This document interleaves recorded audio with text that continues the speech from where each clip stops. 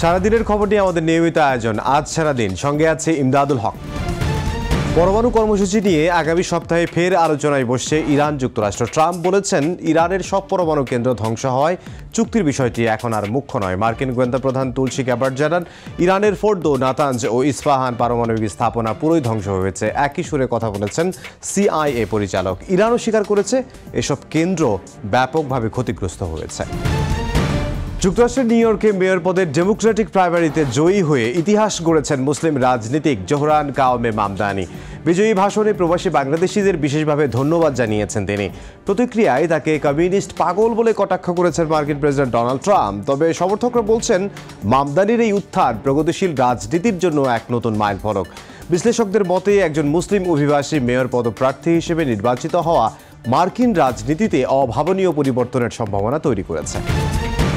শুরু হলো চলতি বছরের এইচএসসি ও সমমানের পরীক্ষা। এবার 11টি বোর্ডে অংশ নিলেন 12,51,000 শিক্ষার্থী। পরীক্ষা শেষে প্রশ্নের মান ও পদ্ধতি নিয়ে মিশ্র প্রতিক্রিয়া জানিয়েছেন শিক্ষার্থীরা। এদিকে প্রশ্ন ফাঁস ঠেকাতে সরকারের কঠোর অবস্থানের কথা জানান শিক্ষা উপদেষ্টা।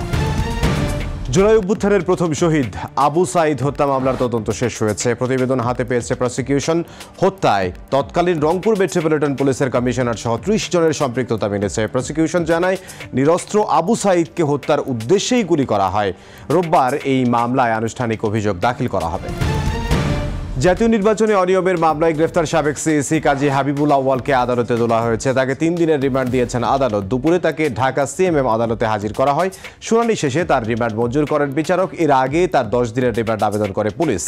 বুধবার রাজধানীর মগবাজার থেকে তাকে গ্রেফতারের পর ডিবি কার্যালয়ে নেওয়া হয়। মিথ্যা মামলায় অন্যায়ভাবে কেউ যেন আটক না হয়, সে বিষয়ে সরকার কাজ করছে বলে জানিয়েছেন আইন উপদেষ্টা ডক্টর আসিফ নজরুল। তিনি বলেন, বিচার বিভাগ ও পুলিশ প্রশাসনের সংস্কার দরকার। এই মুহূর্তে বিভিন্ন প্রয়োজনীয় সংস্কার, জুলাই হত্যাকাণ্ডের বিচার ও একটি নিরপেক্ষ নির্বাচন নিয়ে কাজ করছে সরকার।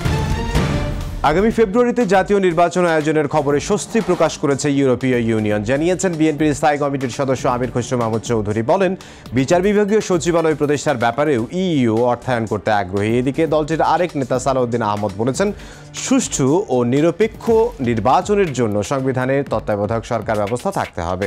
নির্বাচন কমিশন স্বাধীন রাখার উপর জোর দিয়েছেন তিনি। দেশে মাদকাসক্তের সংখ্যা প্রায় 2 কোটি। এর 80 কিশোর তরুণ। দেশে প্রতি বছর 18 ধরনের মাদকের প্রবেশের বিপরীতে বিদেশে পাচার হচ্ছে প্রায় 10,000 কোটি টাকা। এমন প্রেক্ষাপটে দেশে পালিত হচ্ছে বিশ্ব মাদক বিরোধী দিবস। মাদকের বিস্তার ঠেকাতে ব্যক্তি ও সরকারি পর্যায়ে সচেতনতা বাড়ানোর পাশাপাশি চাহিদা ও সরবরাহ ঠেকানোর তাগিদ বিশেষজ্ঞদের। মাদকাসক্তদের জন্য প্রতিটি বিভাগে সরকার আলাদা কারাগার নির্মাণের পরিকল্পনা করছে বলে জানিয়েছেন স্বরাষ্ট্র উপদেষ্টা জাহাঙ্গীর আলম চৌধুরী। এরই মধ্যে 7টি বিভাগীয় মাদকাসক্তি নিরাময় কেন্দ্র নির্মাণ প্রকল্প একনেকে অনুমোদিত হয়েছে বলে জানিয়েছেন উপদেষ্টা। মাদকের আগ্রাসনে দেশের অর্থনৈতিক উন্নয়ন বাধাগ্রস্ত হচ্ছে বলে মন্তব্য করেছেন স্বরাষ্ট্র উপদেষ্টা জাহাঙ্গীর আলম। রাজধানীতে দূষণ রোধে ফাঁকা জায়গা, বাসাবাড়ির ছাদে গাছ লাগানোর আহ্বান জানিয়েছেন পরিবেশ উপদেষ্টা সৈয়দা রিজওয়ানা হাসান। পূর্বাঞ্চলের হারার বাড়ি চত্বরে ঢাকা উত্তর সিটি কর্পোরেশনের সবুজায়ন কর্মসূচি উদ্বোধন করে তিনি বলেন, পরিবেশ ধ্বংস করে আবাসন তৈরির বিষয়টি কোনোভাবেই কাম্য নয়। রাজধানীর আগারগাঁওয়ে রাজস্ব বোর্ডের প্রধান কার্যালয় অবরুদ্ধ করে রেখেছে আইনশৃঙ্খলা বাহিনী। কাউকে এনবিআরে প্রবেশ বা বের হতে দেওয়া হচ্ছে না। সংস্থাটির সদস্য খালিদ আহমেদ এ তথ্য নিশ্চিত করেছেন। তিনি জানান, আন্দোলনের কারণে ভবনটিতে চলাচল নিয়ন্ত্রণ করা হয়েছে। কর্মকর্তারা জানান, রাজস্ব ভবনের 2 প্রবেশ পথে সেনাবাহিনী সহ আইনশৃঙ্খলা বাহিনীর সদস্য মোতায়েন করা হয়েছে। তারা ভবনে প্রবেশ ও বের হওয়ার গেট বন্ধ করে দিয়েছে।